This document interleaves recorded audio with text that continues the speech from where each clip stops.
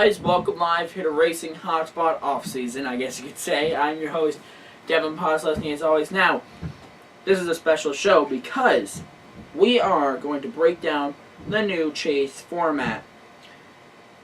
Now, as you see on your screen, hold on, guys.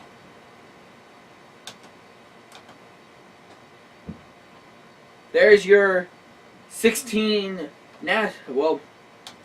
NASCAR chase grid, 16 drivers. Now, here, back to camera, there we go. Now, here, sorry guys, I just need to verbalize that because my producer, here is 16 Sprint Cup Series cars. We are going to break down what this is happening. Okay, so ready?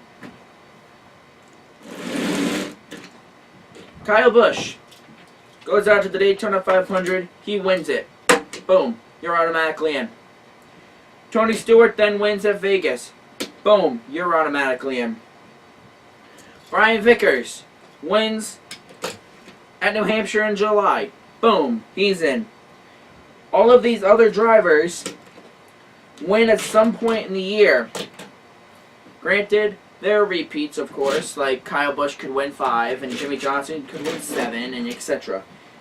But to Richmond, we have 12 drivers in the chase. Now, with the old format, that was your field. Congratulations, guys. You guys are battling for the championship. But now with this new format, we add 4 more. Now, all these drivers won a race in the off season. Now, granted, it could just be 8, 9, 6, etc. So all of these drivers won a race in the chase. Won a race in the 26 races from Daytona to Richmond.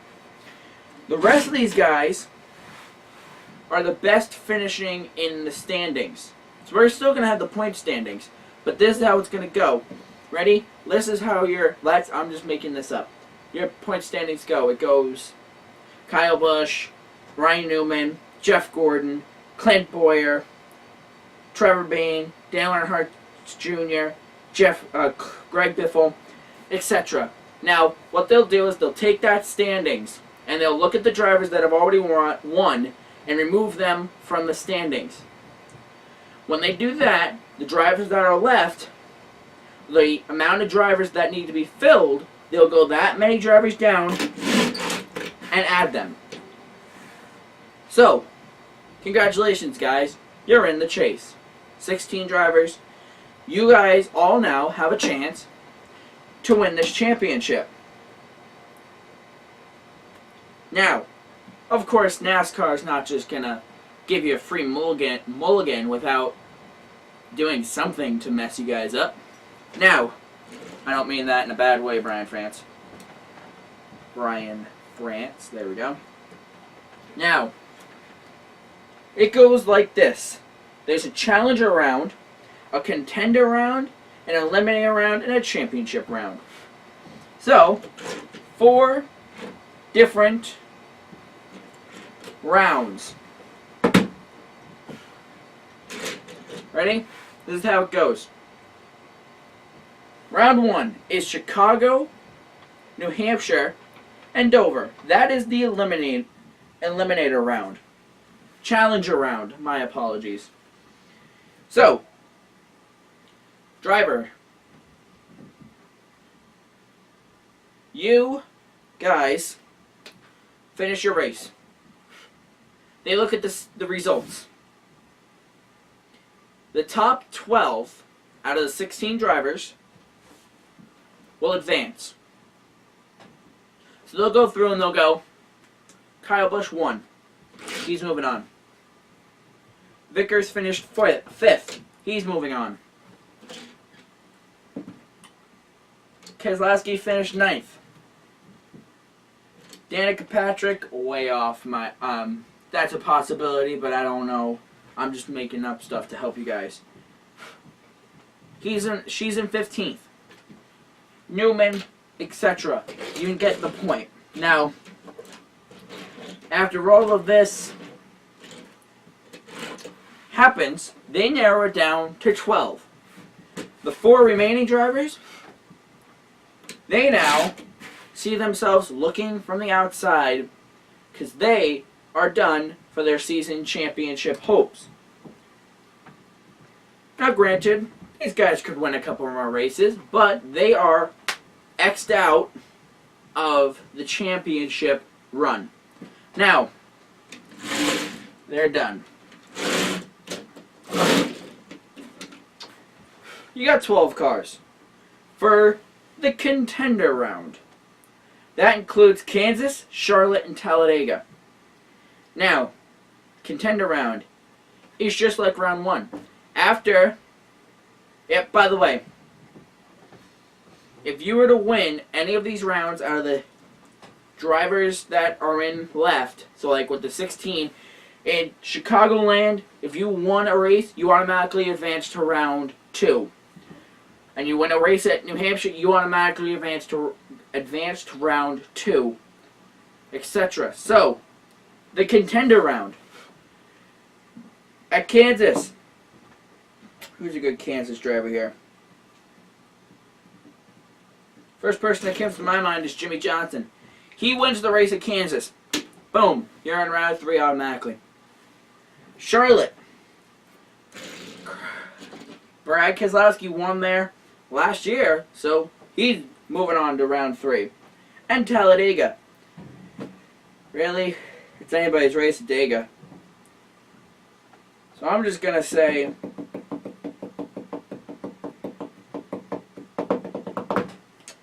we're going to go with Danica Patrick for the Dega win since she's really good on the super speedways. Those 3 drivers advance automatically. Now after that, it goes like this. Boom, boom, boom, boom, boom, boom, boom, boom, boom. 9 drivers. What does that mean? NASCAR goes through the results of Talladega. Sees. Okay, so we got 3 that already advanced. That means only 5 will advance to round 3 out of the 9 left. So they look at this and they go, he finished 1st. He finished 3rd. 7th. 9th.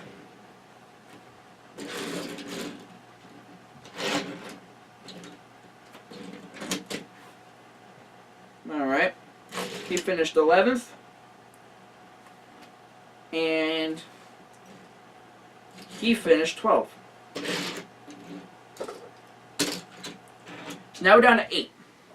These 4 drivers, once again, looking from the outside. They're done. Now, this is halfway through the chase format. And I don't know if you noticed this, but it's split in half now. 8 drivers went home, 8 drivers left. Now, the eliminator round is at Martinsville Speedway Raceway, Texas Motor Speedway in Phoenix. So let's look at this. Martinsville. First person that comes to mind for Martinsville is Jimmy Johnson. Boom. You win. You're advancing. Texas. Kyle Busch. That's who won it last year. And Phoenix.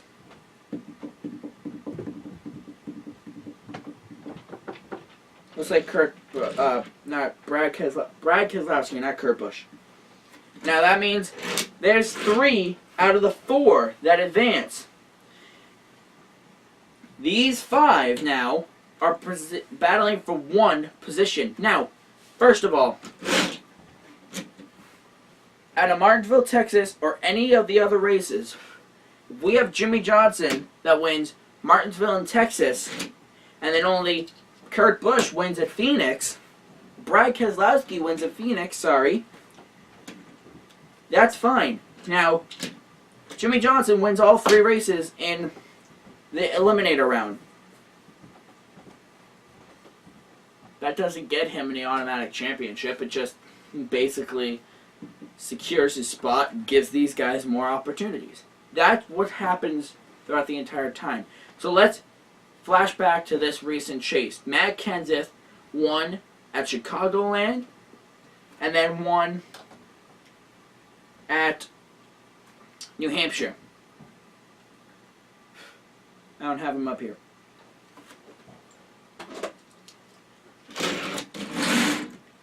Matt Kenseth, this is his Generation 6 car. He won at Chicagoland and New Hampshire. What does that mean? That's 2 automatic advancement places that he just took away from other drivers. Well, 1 actually, because he would count. So then, Jimmy Johnson, of course, won at Dover. So that would be Matt Kenseth and Jimmy Johnson advancing automatically to the contender round back in 2013. But back to what I was saying. So we have Jimmy Johnson. He swept all 3 weeks. Martinsville, Texas, and Phoenix. What does that mean? Well, he's in. He can do his burnouts. But that means that these guys, all of these guys have a better chance. Because if all three different drivers won at Martinsville, Texas, and Phoenix that were in the NASCAR chase grid, that would only leave 1 position. Now, boom. So then we go, these guys, and we'll throw in Danica Patrick. Why not? So the rest of them go home. Now we're down to Homestead. Homestead, Miami Speedway. These 4 drivers right here are the only drivers that can win this championship now. The rest of these guys, they're done. They can win the race, but they're not going to win the championship. Now, sorry. What does this mean? Depending on the order that they finish, that determines the championship. Not points. Nothing like that anymore. What that means is, these guys start the race. They race each other hard for 400 miles. And this is how it ends.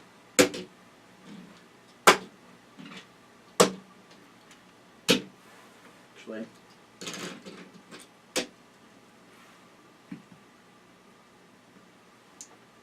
Kyle Busch finished 5th. Danica Patrick finished 20th. Brad Keselowski finished 35th. And Jimmy Johnson DNF'd because he blew up. His engine blew up. It doesn't matter if you actually won the race. As long as you are the highest position out of all the other drivers, you win the championship. So, these 3 drivers, they go home. Kyle Busch is your championship. Now, champion. That right there, ladies and gentlemen, was just used for example. Sorry. Was just used for an example purpose. Because right here, we have 2 21s in the field. Obviously not going to happen. But that should give you an idea of how it works. So really, what this means, last year, David Reagan won at Talladega. Boom, you're in the chase. 2011, when Regan Smith won at Darlington. Boom, you're in the chase.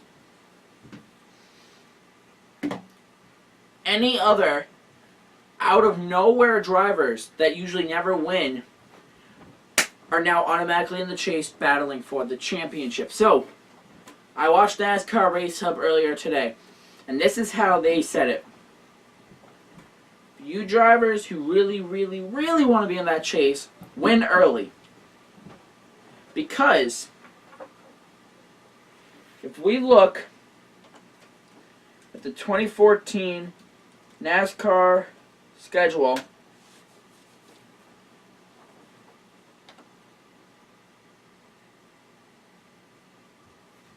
Give me a minute here.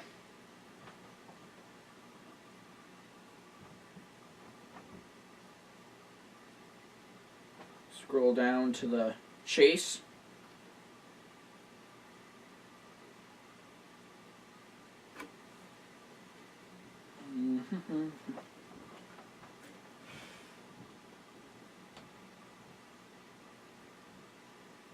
Hold on, guys. There we are. Alright. Chicagoland Speedway. You don't race there until the chase. New Hampshire, you don't race at until July. Dover, you don't race at until May. Kansas, you don't race at till May. Charlotte's May. Oh, sorry, Kansas is March. Talladega's March. Martinsville's April. Texas, not until April. Phoenix is the second race of the chase, of course, of the regular season. And Homestead is that's the only race that you race at Homestead. Now, what I suggest is this. Go out to the Daytona 500, win yourself a race. And then, what you do at Phoenix and all the other chase tracks in the regular season is you experiment.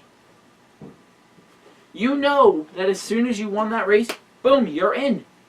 So if you win the Daytona 500 and all 25 other races you DNF, you're still in the chase. So, let's say this. Brian Vickers, bad example. Danica Patrick wins the Daytona 500. This will be her second year full-time in Cup Series. She wins the Daytona 500. Hold on a second here, actually. She's her actual car. She wins the Daytona 500. So, what does that mean as far as her? She can go to Phoenix and do a lot of pack racing and finish nowhere near the front. She can then go to Texas, just do testing, do race testing. This way, when you come back, when she goes back there, she goes to Chicagoland. Actually, bad example because they only race there once. She goes to New Hampshire, which in July she got a lot of data from. In September, she knows in July we ran the middle to the bottom, middle to top, or on restarts we kind of lagged back and then went. They know what to do. So, suggestion, win early, test session from then. That is how I believe that you're going to win this championship. Now, granted, somebody like Jimmy Johnson can easily win the last race of the season at Richmond and win the championship. In all honesty, I'm hoping he doesn't. But what this means as far as racing Hotspot, we have to connect it to us somehow, is change for the points championship when it comes chase time. When we pick our champion, that is. During the chase, we'll have regular picking. But picking our champion probably won't come until 4 races left when we go to the Eliminator round. But Dave and I have to sit down and talk about that, so then we will decide and make the announcement. Speaking of announcements,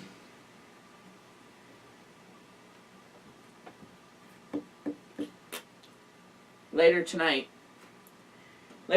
January 30th, 2014, we have a big announcement for Racing Hotspot regarding sponsors. But until we see each other next time, which Weekend Roundup returns February 16th, you'll see the preview show live this weekend. Of course, that was recorded at a later date, just so you guys know. But until we see each other, until we see each other for Weekend Roundup on February 16th, have a good night, everybody. Goodbye.